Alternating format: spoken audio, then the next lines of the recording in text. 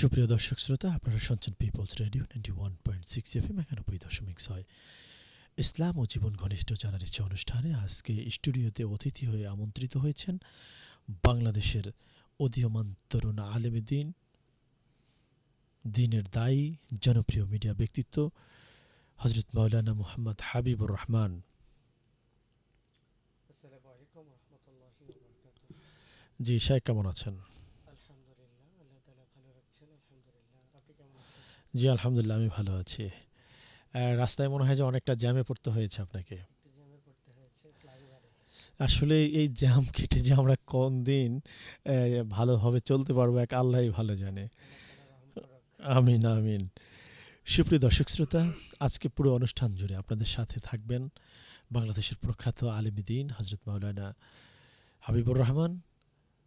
ইসলাম ও জীবন ঘনিষ্ঠ জানার ইচ্ছে অনুষ্ঠানে আপনি ফোন করুন 09644500500 এই নাম্বারে। তো মাওলানা, আমি প্রথমেই আপনার কাছে আসব।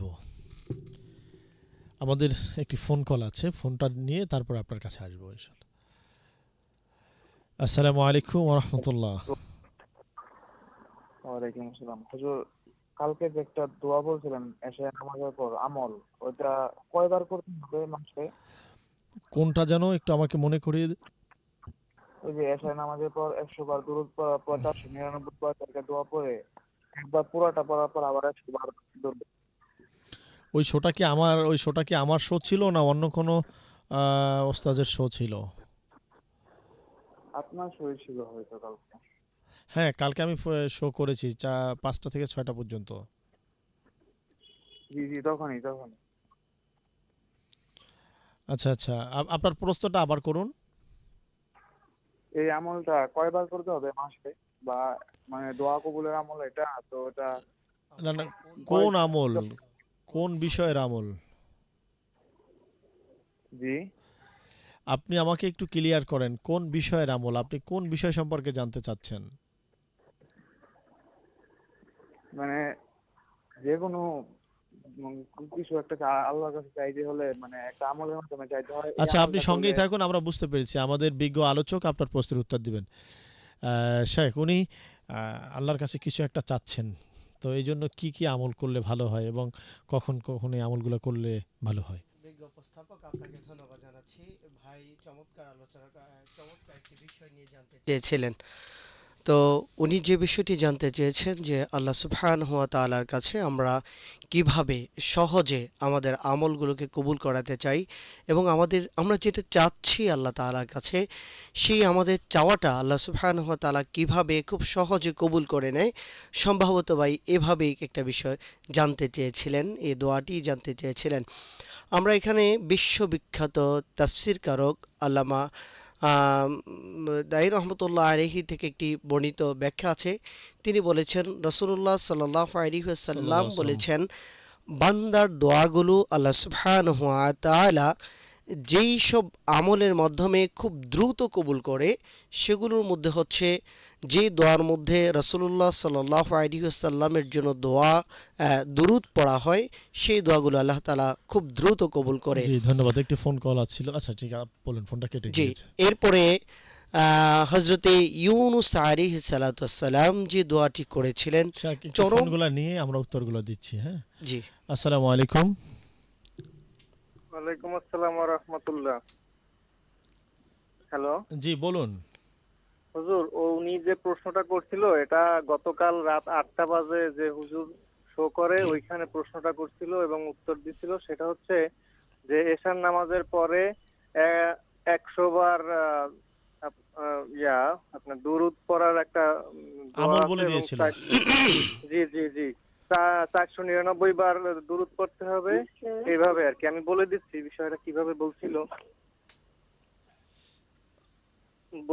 যে 100 বার দুরূদ পড়তে হবে, লা হাওলা ওয়ালা কুওয়াতা ইল্লা বিল্লাহ 400 বার, 499 বার।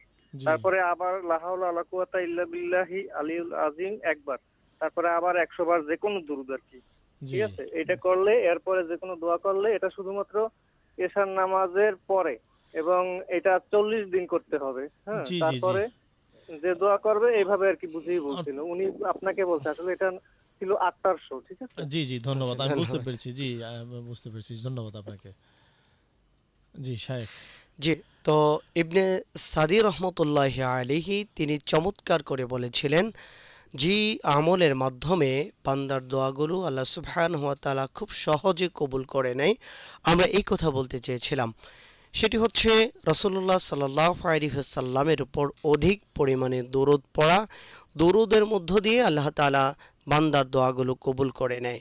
নাম্বার 2 হচ্ছে হযরতে ইউনূস আলাইহিস সালাম তিনি চরম বিপদে আল্লাহ সুবহানাহু ওয়া তাআলার কাছে যে দোয়াটি পড়েছেন, লা ইলাহা ইল্লা আনতা সুবহানাকা ইন্নী কুনতু মিনাজ জালিমিন।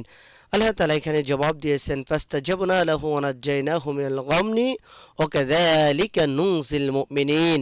আল্লাহ রাব্বুল আলামিন বলছেন শুধুমাত্র ইউনূস নয়, যুগ যুগ ধরে ইউনূসের উত্তরসূরিরা যারা আল্লাহ তাআলার গোলাম, আল্লাহর কাছে যারা এভাবে প্রার্থনা করবে, বিপদে পড়ে মুসিবতে পড়ে, আল্লাহ তাআলা তাদের দোয়াগুলো কবুল করবেন।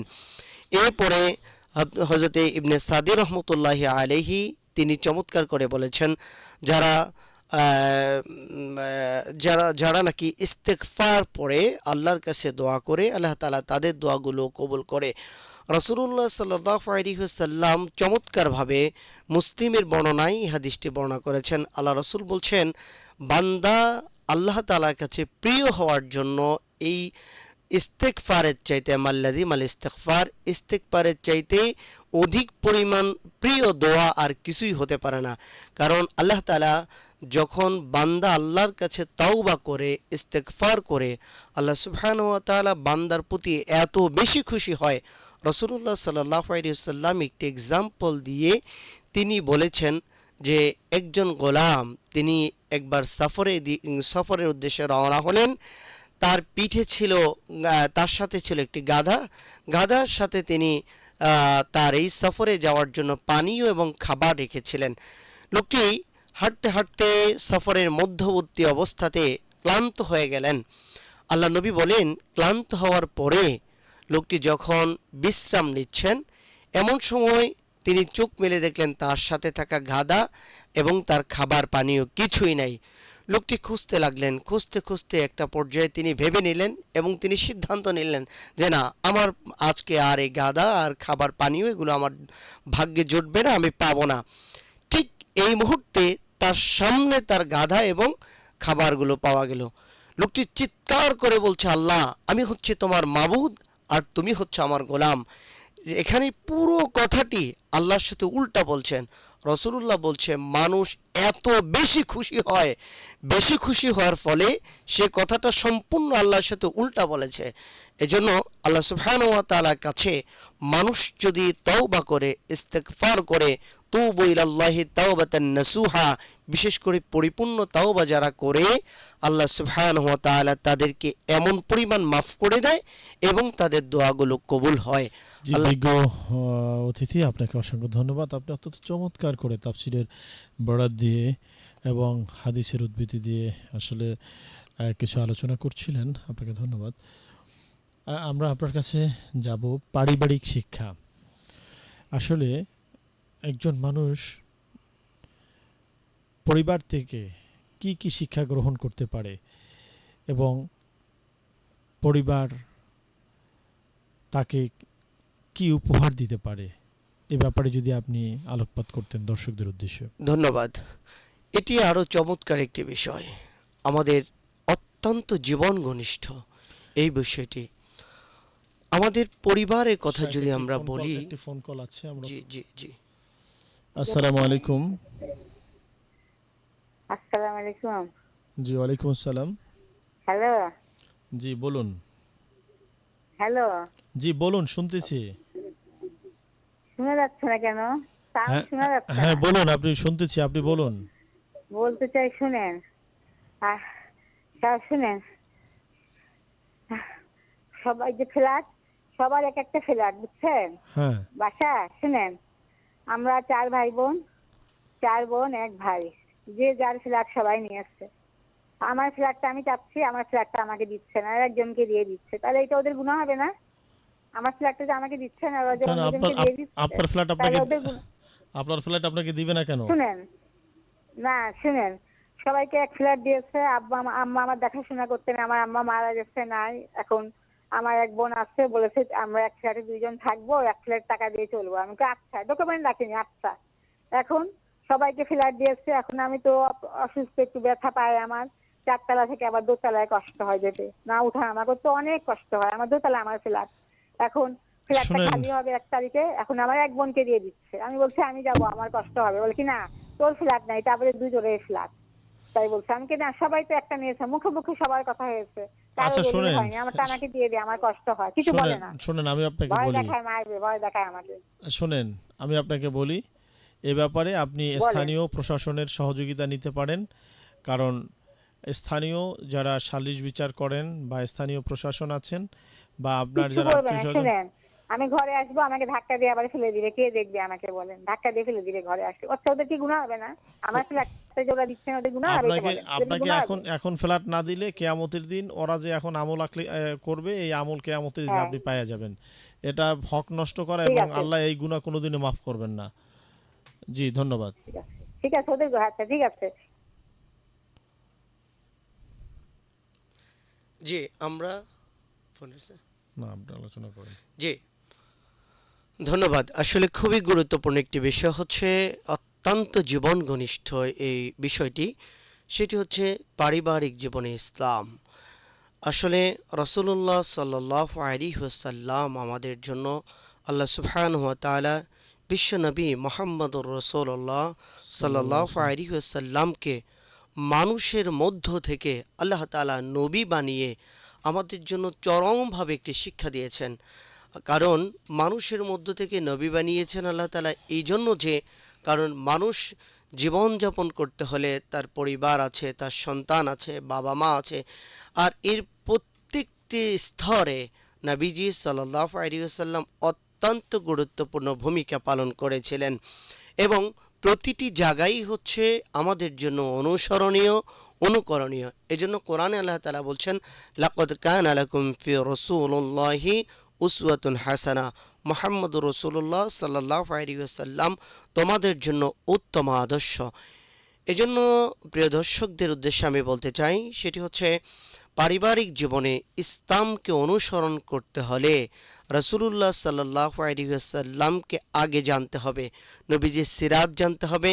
নবী সাল্লাল্লাহু আলাইহি ওয়াসাল্লামকে আল্লাহ তাআলা 40টি বছর ধরে মক্কার একবারে মানুষের সাথে একবারে জিরো লেভেল থেকে আল্লাহ তাআলা আস্তে আস্তে 40 বছর ধরে মানুষের সাথে হাঁটায়, চলায়, কথা বলায়, আমল আখলাক সব কিছুতে তাদের মাঝে প্রতিষ্ঠিত করে আল্লাহ সুবহানাহু ওয়া তাআলা প্রাপ্ত একটি বয়স হওয়ার পরে আল্লাহ রাব্বুল আলামিন 40 বছর পর নবুয়তি দান করেছেন।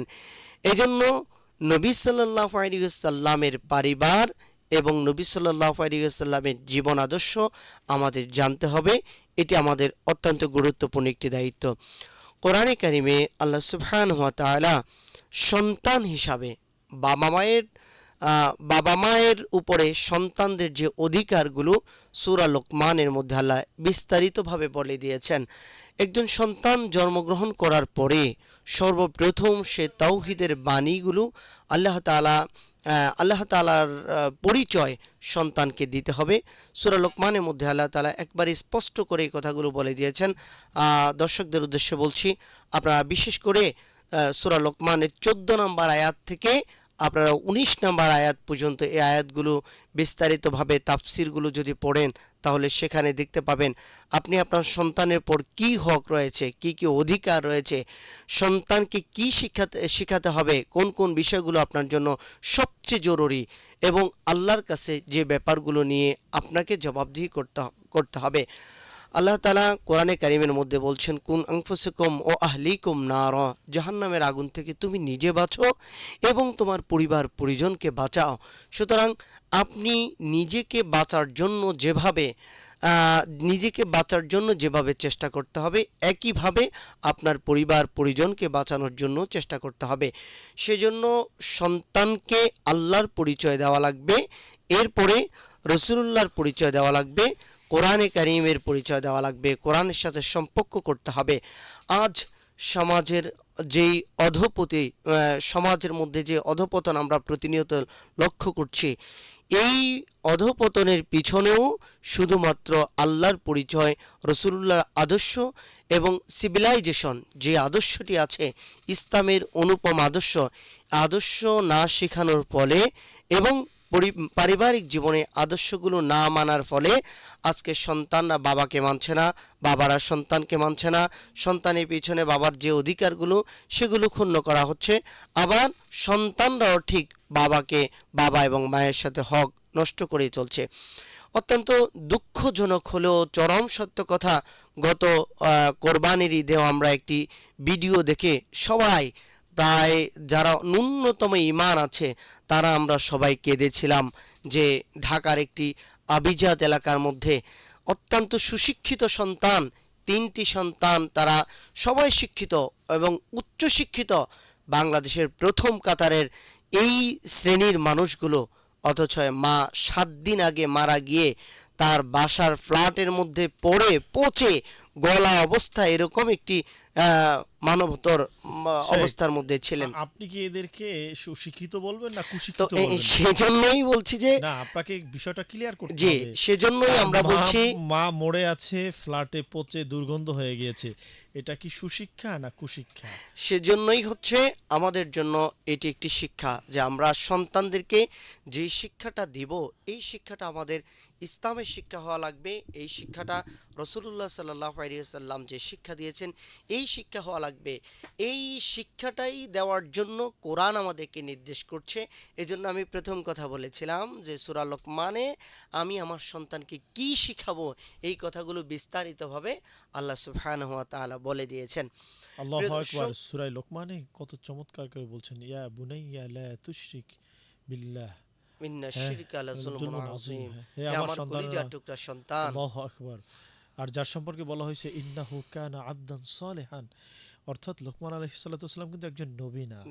মুফাসসিরিন কেরাম বলছেন যে তিনি ছিলেন একজন আবেদ, একজন সালেহ মানুষ। তিনি তার সন্তানদেরকে ডেকে আল্লাহর পরিচয় তুলে ধরলেন যে আল্লাহর সাথে কাউকে শরিক করা যাবে না, অংশীদারিত্ব করা যাবে না। আল্লাহ রাব্বুল আলামিনের কাছে এত ভালো লাগলো, তিনি কোরআনে কোট করে তার নামে একটি সূরা নাজিল করে দিলেন। সুবহানাল্লাহ। তো সুপ্রিয় দর্শক শ্রোতা, আমাদের আলোচক যেটা বলছেন যে কোরআনুল কারীম যদি আমার জীবনে বাস্তবে রূপ দিতে পারি এবং কোরআনুল কারীমকে যদি আমি আমার জীবনের একটা পাথেয় হিসাবে আমি সঙ্গে নিতে পারি, তাহলে আমার জীবনে অন্য কোনো কিছু আর প্রয়োজন হবে না। তো কোরআনকে, হাদিসকে আমরা মানব। আপনারা সঙ্গেই থাকুন। সুপ্রিয় দর্শক শ্রোতা, আপনারা শুনছেন পিপলস রেডিও 91.6 FM 91.6 ইসলাম ও জীবন ঘনিষ্ঠ জানার ইচ্ছে অনুষ্ঠানে আপনাদেরকে আন্তরিক মোবারকবাদ জানাই, প্রীতি ও শুভেচ্ছা জানাই। আপনারা ফোন করুন এবং আপনাদের অজানা কথাগুলো, আপনাদের প্রশ্নগুলোর উত্তর আপনারা জেনে নিন। আজকে আমাদের মাঝে কথা বলছেন বাংলাদেশের প্রথিতযশা উদীয়মান একজন আলিম হযরত মাওলানা হাবিবুর রহমান সাহেব। শেখ, আমি আপনার কাছে আসবো। সূরা লোকমানে আল্লাহ রাব্বুল আলামিন স্পষ্ট করে দিয়েছেন, লোকমান আলাইহিস সালামের ইতিহাস তুলে ধরেছেন এবং আপনি একটা উদ্ধৃতি দিয়েছেন যে 14 থেকে 19 নং আয়াতের তাফসীর যদি কেউ পড়ে তাহলে সে আসলে বাস্তবিক চিত্রটা পাবে। তো আমি তার দায়িত্বটা বুঝতে পারবে যে আমি আমার সন্তানকে কি পড়াবো। জি জি, একটি কল আছে শেখ। আসসালামু আলাইকুম। আসসালামু আলাইকুম। ওয়ালাইকুম আসসালাম। জি, প্রশ্ন করুন।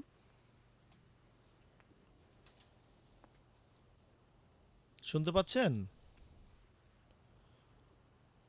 Hello hello. জি, ফোনটা কেটে গিয়েছে শেখ। জি শেখ, আমরা আজকে ব্যতিক্রমধর্মী আরেকটি বিষয় আপনার সাথে আমি একটু শেয়ারিং করতে চাই। বাংলাদেশে দেখা গেছে যে পারিবারিক শিক্ষা আমরা কিভাবে দিব এ ব্যাপারে আপনি কথা বলছেন। আমাদের আরেকটি ফোন কল আছে। আসসালামু আলাইকুম। হুজুর আসসালামু আলাইকুম। জি, ওয়ালাইকুম আসসালাম। হুজুর, আপনাদের অনুষ্ঠানটা আমি নিয়মিত শুনি আজকে প্রায় 4 থেকে 5 বছর, ঠিক আছে? জি আমার কাছে খুবই ভালো লাগে অনুষ্ঠানটা, ঠিক আছে? আমি নিয়মিত সবসময় শুনি। জি, আমি সবসময় শুনি আপনার কোনো প্রশ্ন আছে কিনা আপনাকে অসংখ্য না ধন্যবাদ। হুজুর, আমার প্রশ্ন নাই, আমার কাছে ভালো লাগে আমি এটা জানালাম। জি, ধন্যবাদ আপনাকে। আলহামদুলিল্লাহ, ভালো থাকবেন। শেখ, পারিবারিক শিক্ষা নিয়ে আমরা কথা বলছিলাম।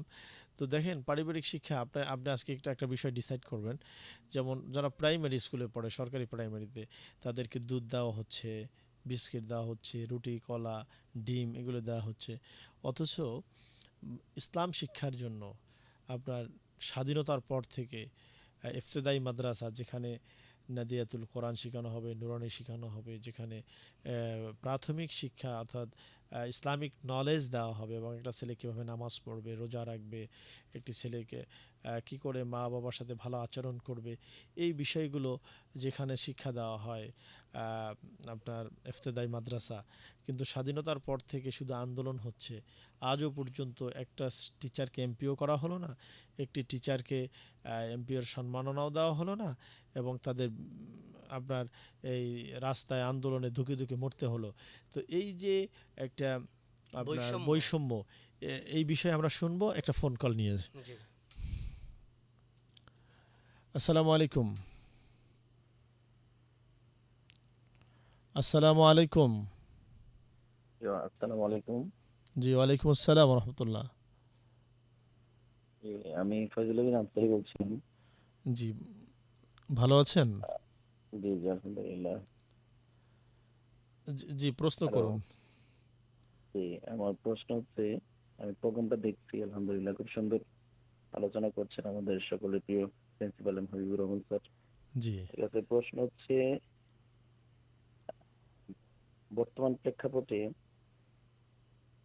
সুস্থ সংস্কৃতির যে একটা ধারা আছে, অপসংস্কৃতি বিলুপ্ত করার ক্ষেত্রে সুস্থ সংস্কৃতি লালন করার কি করণীয় আছে, এবং অপসংস্কৃতি বিলুপ্ত করার কিভাবে করবো আমরা, জি, এই ক্ষেত্রে যদি আমাদের স্যার যদি একটু উত্তর দিতেন আর কি। জি, সঙ্গে থাকুন সরাসরি স্যার।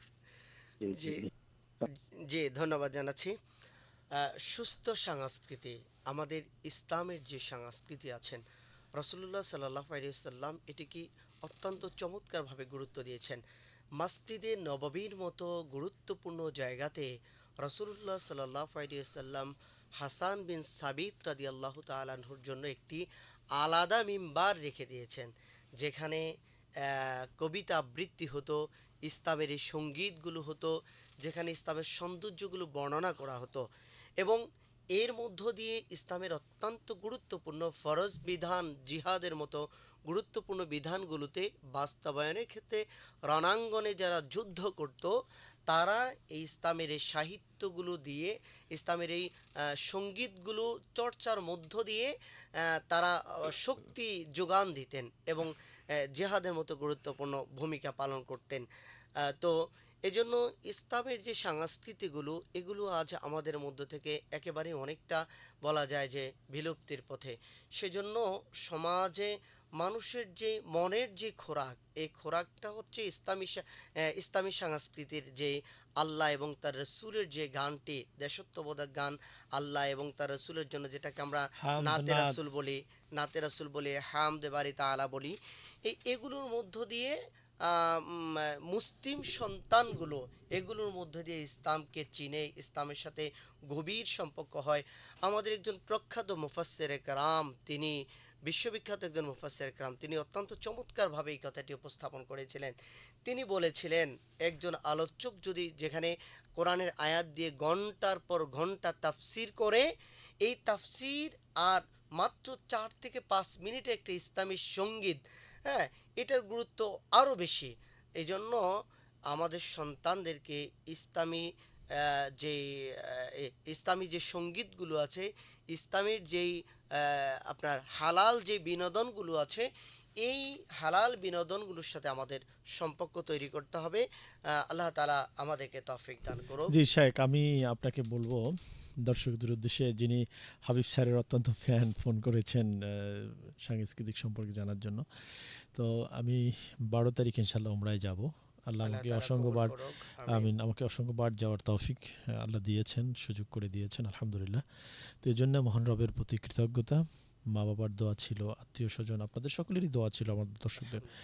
তো মসজিদে নববীতে বাবু সালাম গেট দিয়ে যখন কোনো মানুষ প্রবেশ করে, হাতের বাম পাশে একটি মেম্বার আছে, একটি গেট আছে, এখানে একটি মেম্বার আছে, যে মেম্বারের কথা আপনি বলছেন যে হাসান বিন সাবেত রাদিয়াল্লাহু তাআলা আনহু, আল্লাহ নবী সাহাবায়ে কেরামদেরকে বললেন যে তোমরা একটা মেম্বার তৈরি করো, এবং আল্লাহ নবী বললেন কুমু ইয়া হাসান বিন সাবেত, তুমি এই মেম্বারের উপরে দাঁড়াও। এরপরে তিনি কবিতা বললেন, অর্থাৎ ইসলামের বিরুদ্ধে, অর্থাৎ একটা ওকাজা মেলা হতো, ওই মেলায় আল্লাহ নবীকে কুসংস্কারের নামে কিছু উৎসাহ রচনা কুৎসা করতো রটনা করতো।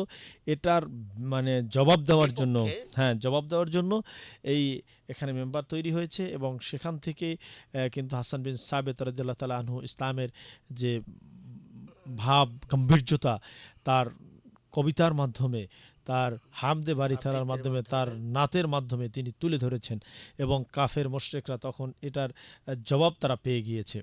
তো অসংখ্য ধন্যবাদ যে অত্যন্ত চমৎকার মসজিদে নববীর একটি রেফারেন্স দিয়ে আপনি কথাটা বললেন। আমি এই জন্য আপনার সাথে শেয়ার করলাম জি, জি, যে আমি ওই জায়গাটায় অনেকবার গিয়েছি, ওখানে অনেকবার নামাজ পড়ার আল্লাহ সুযোগ দিয়েছে আলহামদুলিল্লাহ। সেজন্য সংস্কৃতি তো অবশ্যই লাগবে, তবে ইসলামী সংস্কৃতির অর্থাৎ সাথে হালাল আমাদের বিনোদন, সম্পর্ক। এটাকে হ্যাঁ, এটাকে হালাল ইসলামে বলা হয় হালাল বিনোদন। হালাল বিনোদন। যেমন জি। নাত বলা, কবিতা বলা, বই হ্যাঁ, পড়া, তারপরে আপনার স্বামী স্ত্রীর খুনসুটি, খেলাধুলা করা, খেলাধুলা করা, সাঁতার কাটা। এগুলো পারিবারিক সৌন্দর্যের অন্যতম আপনি গুরুত্বপূর্ণ। দেখেন মূসা আলাইহিস সালাতু ওয়াস সালাম, তিনি একটা লাঠি দ্বারা তিনি ভর করতেন, গাছের পাতা পাড়তেন, পাতা ছাগলকে পাড়তেন। খাওয়াইতেন। তো আল্লাহ রাব্বুল আলামিন বললেন, এই মূসা তোমার হাতে ওটা কি? মূসা আলাইহিস সালাম বললেই পারতেন যে কলা হিয়া আসাই, বলে হ্যাঁ, দিলেন যে আল্লাহ আমার হাতে একটা লাঠি, এই লাঠি দ্বারা আমি পাতা পারি, এই লাঠি দ্বারা আমি ছাগল চড়াই। তো এটার কারণ কি? এটার কারণ হচ্ছে আল্লাহর সাথে সুসম্পর্ক তৈরি করা, সুসম্পর্ক তৈরি করা। অর্থাৎ হালাল বিনোদনের একটা অংশ। তো এই জন্যে আমরা সবসময় খেয়াল করব যেই জিনিসের মধ্যে হারাম নেই, অর্থাৎ আল্লাহর ভয় আছে এবং তার মধ্যে শান্তি আছে, সেটাই আমরা করবো ইনশাল্লাহ। জি, জি মাওলানা, আমি যে বিষয়ে আপনাকে প্রশ্ন করেছিলাম যে এই যে প্রাইমারি স্কুল, জি। আরেকটি হচ্ছে যে এই যে আপনার যে প্রাথমিক ইবতেদায়ী মাদ্রাসা, ইবতেদায়ী হ্যাঁ, মাদ্রাসা। যে ওদেরকে দুধ দিচ্ছে, ডিম দিচ্ছে, বিস্কিট, রুটি, কলা দিচ্ছে, আর এদের একজন টিচারকে এখন পর্যন্ত এমপিও করা হয়নি, এবং আমাদের ছেলেরা অনেক পিছিয়ে এই ব্যাপারে। এই ব্যাপারে যে বৈষম্য হচ্ছে, এই ব্যাপারটা যদি আপনি জাতির উদ্দেশ্যে তুলে ধরতেন। আলহামদুলিল্লাহ, প্রিয় দর্শক, আল্লাহ সুবহানাহু ওয়া তাআলা কোরআনে কারীমকে ফরজ করেছেন, প্রতিটি মুসলিমের জন্য কোরআন শিক্ষা করা ফরজ। আল্লাহ তাআলা ফরজ করেছেন।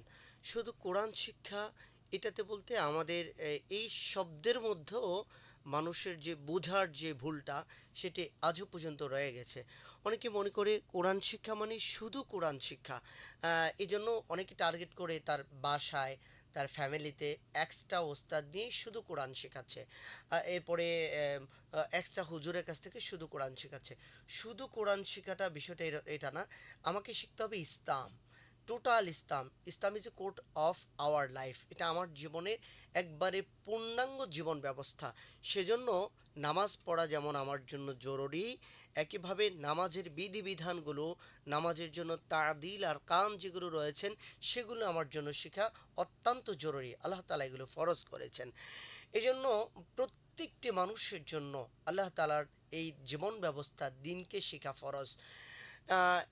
এজন্য আমরা যারা মাদ্রাসায় লেখাপড়া করি, আজকে আলহামদুলিল্লাহ সময়ের আলোকে এখন মানুষের মাদ্রাসার প্রতি যথেষ্ট পরিমাণ চাহিদা তৈরি হয়েছে। এখন মাদ্রাসায় পড়াতে চাচ্ছে, মাদ্রাসায় ছেলেদেরকে দিতে চাচ্ছে, কারণ এটার মধ্যে আদর্শ আছে। ফ্যামিলিরা, বাবা মা দেখতে পাচ্ছে যে মাদ্রাসায় পড়ুয়া ছেলেরা বাবার প্রতি, মায়ের প্রতি, সমাজের প্রতি, ভাই বোনদের প্রতি যে পরিমাণ দয়ার পরশ বিছিয়ে দেয়, যে পরিমাণ আদর্শ তাদের, এবং অনুগ্রহ করে পরস্পরের প্রতি, এবং সকল ধরনের অন্যায়। আমি গত পরশুদিন যমুনা টিভির একটা নিউজ দেখলাম, ওইখানে ঢাকা মেডিকেলের একজন বিজ্ঞ ডাক্তার তিনি এই কথাটি বলেছিলেন যে অপরাধ জগতে যতগুলো অপরাধ হয়, মাদ্রাসায় পড়ুয়া ছেলেরা তার মধ্যে সামান্য কয়েক পার্সেন্ট অপরাধ, আর বাকি প্রায় 90% অপরাধ যারা তার বাহিরে অবস্থান, মানে মাদ্রাসার বিপক্ষে যারা পড়াশোনা করে, তাদের মধ্যে হয়ে থাকে। কিন্তু আমাদের সমাজে একটা কথা আছে যে সাদা কাপড়ের মধ্যে দাগটা খুব বেশি দেখা যায়, এই জন্য যে মাদ্রাসায় যারা পড়ে তাদের এই সামান্য অপরাধটাকে অনেক বড় করে তুলে ধরা হয়। আবার অতি উৎসাহিত হয়ে অনেক মিডিয়াও এগুলোকে খুবভাবে প্রমোট করে। আমরা দেখলাম বিভিন্ন দেশের অন্যায়গুলোকে আমাদের দেশের অন্যায় বলে, আমাদের মাদ্রাসার অন্যায় বলেও অনেকে চালিয়ে দিচ্ছে। তো শাইখ, এটা কি নৈতিক শিক্ষার অভাব না? হ্যাঁ, ভীষণভাবে নৈতিক শিক্ষার অভাব, নৈতিক শিক্ষার অভাব এবং সুস্থ একটি বিবেকের অভাব। যে আমি এজ এ ম্যান হিসাবে, মানুষ হিসাবে যে আমার যে বিচারটা করা দরকার ছিল, এই স্বচ্ছ বিচারটা নাই। হ্যাঁ, টোটালটাই একবারে বৈষম্য করা হচ্ছে এই জায়গাতে। তো আমি যেটা বলছিলাম, মাদ্রাসার প্রতি অভিভাবকদের এখন যথেষ্ট পরিমাণ ঝোঁক আছে এবং অভিভাবকরা চাচ্ছে সেই জায়গায় আমাদের সরকার প্রধান যারা আছে, রাষ্ট্রের প্রধান যারা আছে, তাদের আসলেই ভাবা দরকার যে আমাদের দেশের মানুষের পালস কি, মানুষ চাচ্ছে কি, তারা যেতে চাচ্ছে কোথায়, অথচ সেই জায়গাতে মাদ্রাসা বঞ্চিত হচ্ছে, মাদ্রাসার প্রতি বৈষম্য করা হচ্ছে। এই বিশেষ করে আমরা যদি বলি, এটাও বলা যায় ইফতেদায়ী মাদ্রাসা তো আছেই, এবং বাংলাদেশে অসংখ্য প্রাইভেট মাদ্রাসাগুলো আছে যেগুলো সম্পূর্ণ গার্ডিয়ানদের টাকা পয়সায়, বাবা মায়ের টাকা পয়সায় বাচ্চারা লেখাপড়া করে। এখানে সরকার এবং সমাজের কোনো অর্থ নেই। সেই জায়গাতেও চরমভাবে আজকে মাদ্রাসার শিক্ষার্থীরা বৈষম্যের শিকার হচ্ছে। বছরের শুরুতে যেভাবে স্কুলের ছেলেরা প্রায় 3 মাস 4 মাস আগে নতুন পাঠ্য বই পায়, সেখানে আমার মাদ্রাসার ছেলেরা, বিশেষ করে প্রাইভেট মাদ্রাসার শিক্ষার্থীরা সেখানে বই পাচ্ছে না, সেখানে সিলেবাস পাচ্ছে না। তাদের প্রতি সরকারের যে নৈতিক দায়িত্বটা সেই জায়গা থেকে পালন হচ্ছে না। শাইখ, এ এজন্য ব্যাপারে আমরা আমি বলবো, বলবো যে আমি এখানে সরকারের দোষ দিব না। এখানে আমরা যারা প্রাইভেট মাদ্রাসা করছি আমাদের কিছু দূরদর্শিতা রয়েছে। জি জি অর্থাৎ বাংলাদেশে প্রাইভেট মাদ্রাসার ভালো একটা সংগঠন নেই, বা সংগঠন থাকলেও তারা সেইভাবে মানে যারা দায়িত্বে আছে তারা সভাপতি, সেক্রেটারি, এই পর্যন্তই। না, কিন্তু আলহামদুলিল্লাহ। তাদের যে সংগঠনের সাথে, সরকারের সাথে ল্যাজু মেনটেন করা, সরকারের সাথে কখন কোনটা আসে সেইভাবে আপনার কাগজপত্র নিয়ে নেওয়া, সরকার যদি দিতে না চায়, হ্যাঁ, তখন কি সরকার শিক্ষা দেওয়ার জন্য কিন্তু খুবই গুরুত্ব। আলহামদুলিল্লাহ, এখন বাংলাদেশ প্রাইভেট মাদ্রাসা ওয়েলফেয়ার সোসাইটি নামে চমৎকার একটি সংগঠন হয়েছে, অত্যন্ত মজবুত এবং খুব দায়িত্বশীলটা এই সংগঠনটা পরিচালনা করছেন। এবং আমরা যদি প্রাইভেট মাদ্রাসা বলি, প্রাইভেট মাদ্রাসার শিক্ষার যে ভূমিকাটা গোটা বাংলাদেশ জুড়ে আলেম তৈরির ক্ষেত্রে এবং তরুণ ইসলামিক স্কলার তৈরির ক্ষেত্রে যে প্রাইভেট মাদ্রাসা অত্যন্ত গুরুত্বপূর্ণ ভূমিকা পালন করছে, তাদের মধ্যে যারা গোটা দেশে প্রাইভেট মাদ্রাসার নেতৃত্ব দিচ্ছে, এরকম মজবুত একটি সংগঠন হচ্ছে বাংলাদেশ প্রাইভেট মাদ্রাসা ওয়েলফেয়ার অ্যাসোসিয়েশন। তো এর মাধ্যমে আমরা সরকারকে বলবো, বা যারা নীতি নির্ধারক তাদেরকে বলবো, যে প্রাইভেট মাদ্রাসার ক্ষেত্রে আপনারা সুস্থ একটি নীতি নির্ধারণ করে দেন, এবং তাদের যে সুযোগ সুবিধাগুলো আছে, যেমন স্কুলের ছেলেরা উপবৃত্তি পাচ্ছে, বৃত্তি পাচ্ছে, এরকম সুযোগগুলো করে দেন। এখন মাদ্রাসার প্রতি গার্ডিয়ানদেরও ফালস যথেষ্ট পরিমাণ ভালো। এবং আজকে কয়েক বছর যদি আমরা তাকাই, তাহলে আপনি দেখেন ঢাকা বিশ্ববিদ্যালয় থেকে শুরু করে এদেশের সবচেয়ে বড় বড় বিশ্ববিদ্যালয়গুলোতে, মেডিকেলগুলোতে মাদ্রাসার ছেলেরা প্রথম 10 জনের তালিকাতে তারা অবস্থান করছে।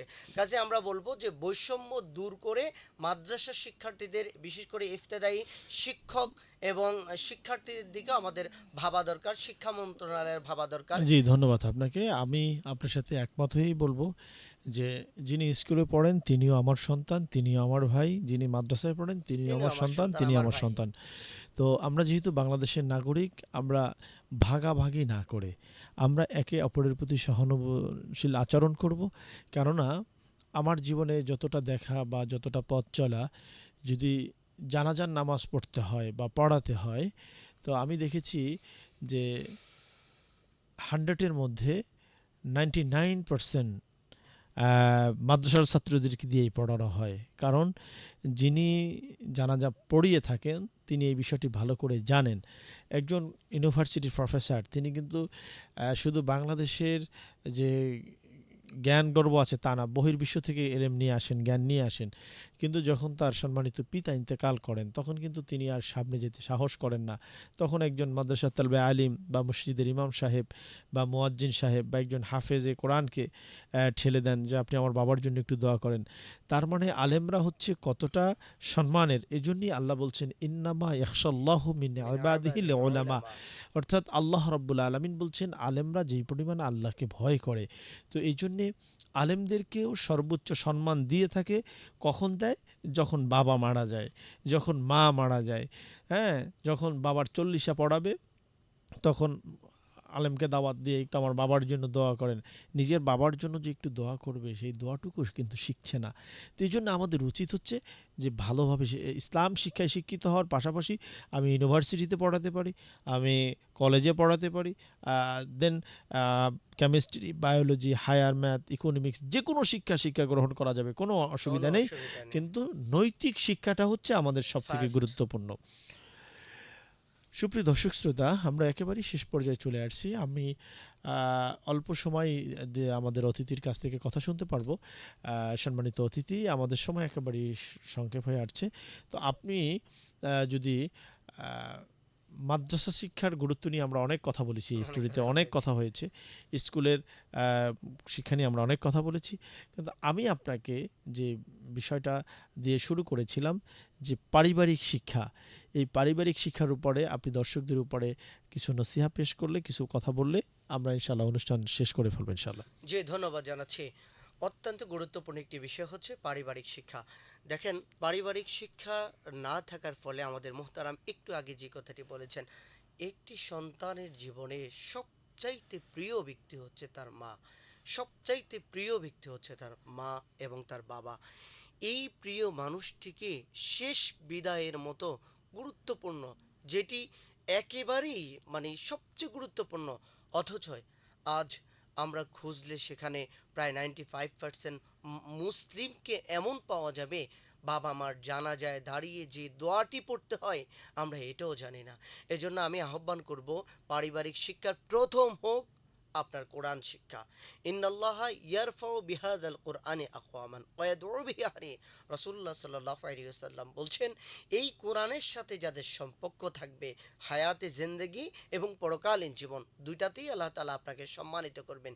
এজন্য দুনিয়ার জীবনে সম্মান পেতে হলে, হায়াতের মধ্যে সম্মান পেতে হলে, হায়াতে বরকত পেতে হলে, পরিবারের মধ্যে বারাকা পেতে হলে আপনাকে কোরআন শিক্ষা শেখ, আমাদের গ্রহণ একটি করতে হবে। ফোন কল আছে।